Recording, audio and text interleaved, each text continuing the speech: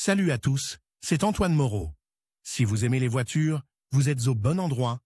Continuez à regarder cette vidéo, on passe tout de suite au sujet du jour. À l'aube du développement de l'industrie automobile, les constructeurs n'ont pas accordé l'attention nécessaire à la suspension. De ce fait, le confort de voyage en souffrait, la voiture était trop rigide, les vibrations n'étaient pas amorties. Rapidement, les constructeurs automobiles ont commencé à développer de nouveaux types de suspension, qui ont transformé l'utilisation de la voiture en un plaisir permanent. À quoi servent les suspensions? Les irrégularités de la chaussée entraînent invariablement des vibrations de la carrosserie. Cela provoque des secousses caractéristiques dans l'habitacle de la voiture, surtout à vitesse moyenne. De plus, l'impact des roues sur les nids de poules génère une certaine énergie qui peut endommager la carrosserie ou certains composants. La suspension atténue les vibrations de la voiture, ce qui rend la conduite plus confortable. Elle protège également la carrosserie d'éventuels dommages. Les suspensions modernes sont capables d'atténuer les mouvements de la voiture à tel point que même des nids de poules assez importants ne sont pas perceptibles par les passagers. Un autre objectif de la suspension est de réduire le degré de roulis lorsque le véhicule prend un virage à grande vitesse. Cela est possible grâce au stabilisateur transversal. Il s'agit d'une poutre élastique qui relie la carrosserie à la suspension. Dispositif de suspension.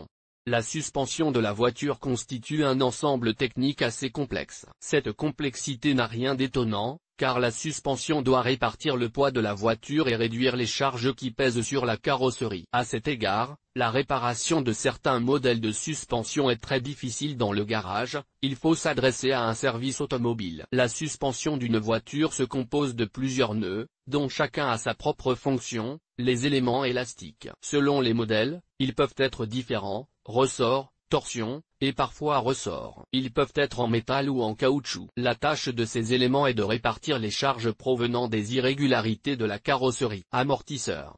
Il s'agit de dispositifs d'amortissement qui atténuent les vibrations de la carrosserie dues aux irrégularités, ce qui permet à la voiture de se déplacer en douceur. Les leviers, qui jouent le rôle d'éléments de guidage. Ils sont responsables du mouvement mutuel des roues et de la carrosserie. Le stabilisateur de stabilité transversale, décrit ci-dessus. Les rotules de direction, qui servent de support aux roues. Elles répartissent uniformément la charge de chaque roue sur l'ensemble de la suspension. Les éléments qui relient la suspension à la carrosserie, Silent block, articulation, boulon rigide. C'est en fait tout ce qui est inclus dans la suspension de la voiture. Dans certains types de véhicules, le dispositif de suspension peut différer de cette version classique, mais tout ce qui concerne une voiture particulière ressemble à cela. Le principe de fonctionnement de la suspension. Lorsqu'une roue entre en contact avec une bosse, elle génère de l'énergie qui se répartit sur la carrosserie et ses différents éléments. Selon les lois de la physique, s'il n'y avait pas de suspension, les secousses seraient insupportables. On le voit bien sur l'exemple de certaines voitures de la période de la Seconde Guerre mondiale. Les secousses étaient telles que sur des bosses particulièrement fortes,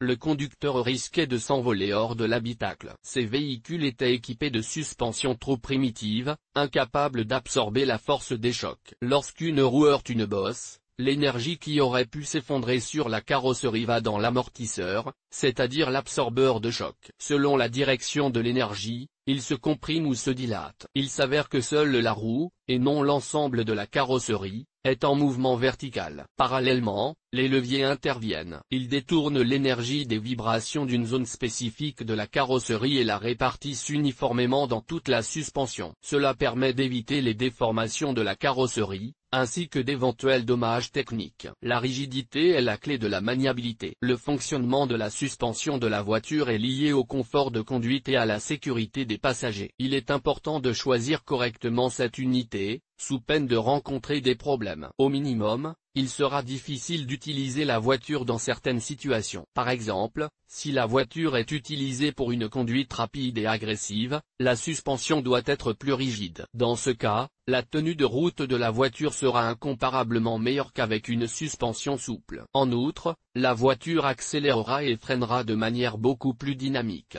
La suspension active est une bonne solution. Sa rigidité peut être ajustée en fonction des conditions d'utilisation du véhicule.